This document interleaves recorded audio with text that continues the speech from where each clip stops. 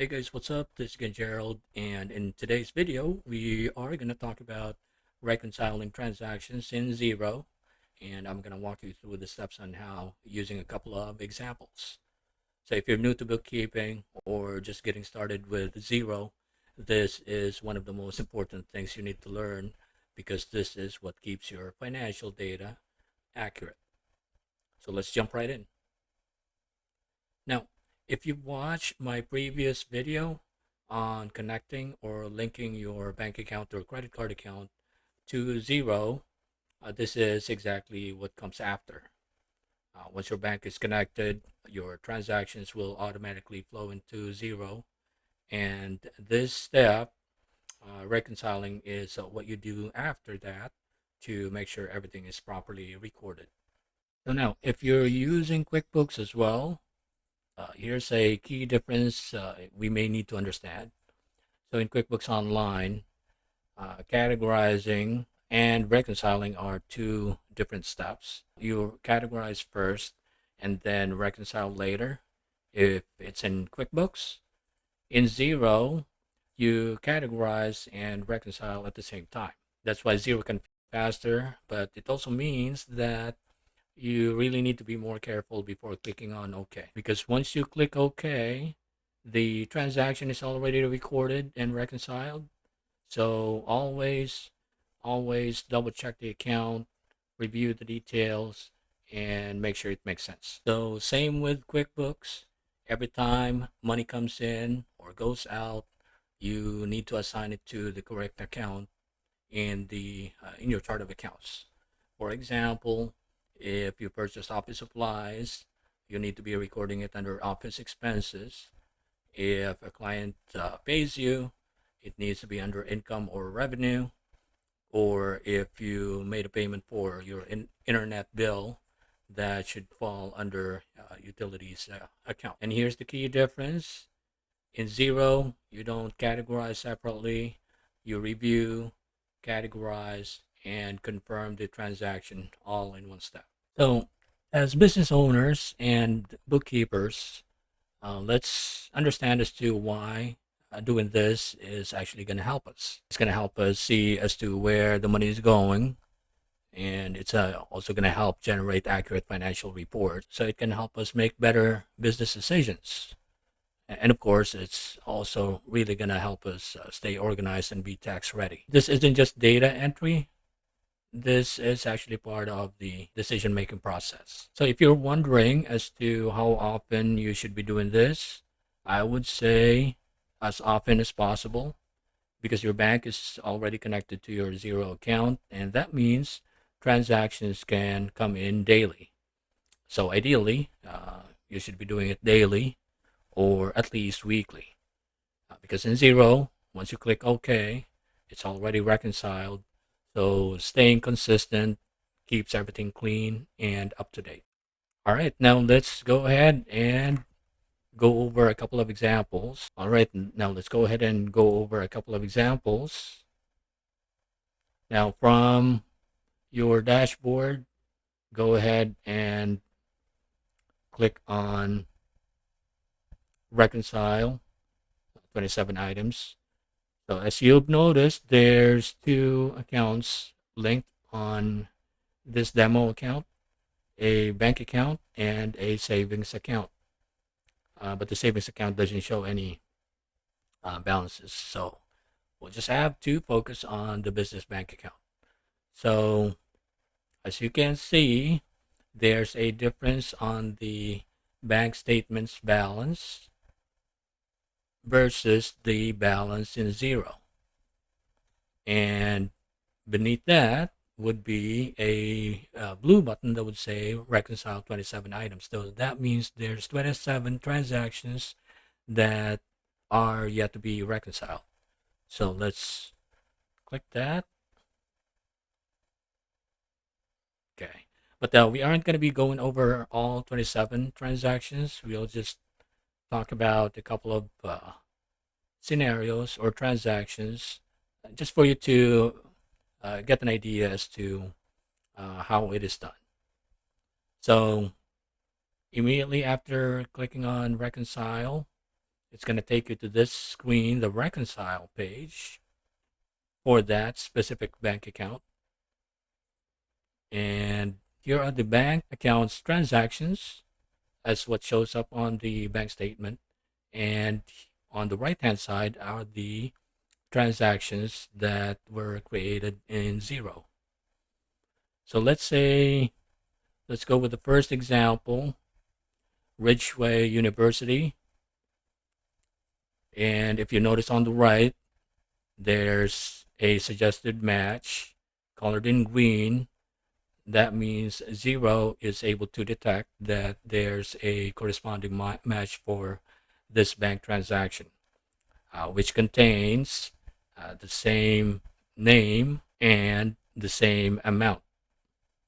But in this case, it's a money received. So this, by clicking on more details, it's going to show us more information, and it's actually a direct deposit from Ridgeway University. And since it's a match, then all we'll need to do is just to click on OK.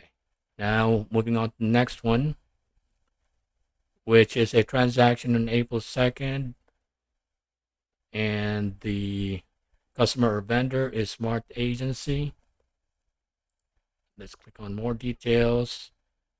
Description says EFT, so this would mean electronic fund transfer, and it's for the amount 4,500. Xero doesn't provide a match. It could be because it's not able to find a possible match that would contain the same amount. So let's go ahead and investigate further. Now, if you notice on the right hand side of the Xero transactions section, you should see a find and match link colored in blue. Go ahead and click that, and it's going to show you transactions that took place in Xero that you could select from. Now, this may be a long list, so what we'll do is just to search by, you can either search by name or reference, or you can search by amount. In this case, we'll just try using searching by name. All right, and there's two transactions here that shows up. One was on February 20th, and it's for $2,000. And the other one is on April 2nd for $2,500. Now, if you notice the icon as well, this means it's a bill. This one is a bill as well. So that means that this transaction coming from Smart Agency on April 2nd for the amount 4,500, which was an electronic fund transfer, is a payment, a combined payment for these two bills, which would amount to a total of 4,500 as well. So that would be the case. All we'll need to do is just to put check marks on these check boxes, then scroll down to the bottom and just hit reconcile. All right. Now let's try one more. Okay, let's use this one. So it's not providing any matches, but it's actually auto filling out some fields on here that would allow us to create the transaction. But before we do so, let's go ahead and go over this. So it's a transaction on April 7th from Ridgeway Banking Corporation. It's a fee, a bank fee for $15. So it's money that came out since it's underspent, and this would most likely be a payment for the bank fee, as what Xero is suggesting. Although it's not able to find a transaction in Xero that would be relevant to this transaction, but it's somehow providing a transaction that would match this bank transaction. So as you've noticed, there's three fields that need to be filled out, which are automatically filled out by Xero. the who, the what, and the why. So under who, that should be the customer or vendor name. In this case, Ridgeway Bank.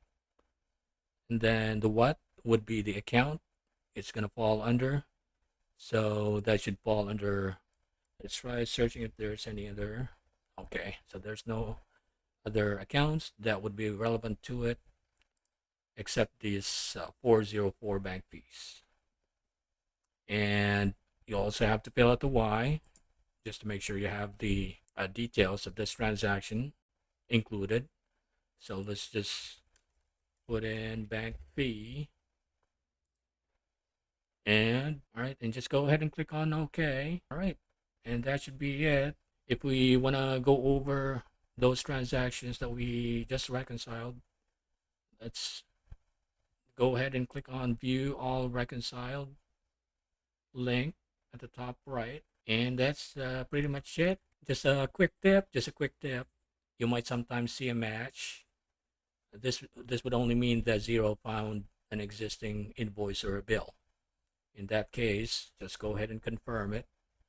But if there's no match, you're creating the transaction directly during the reconciliation. Also, here's a big time saver for you.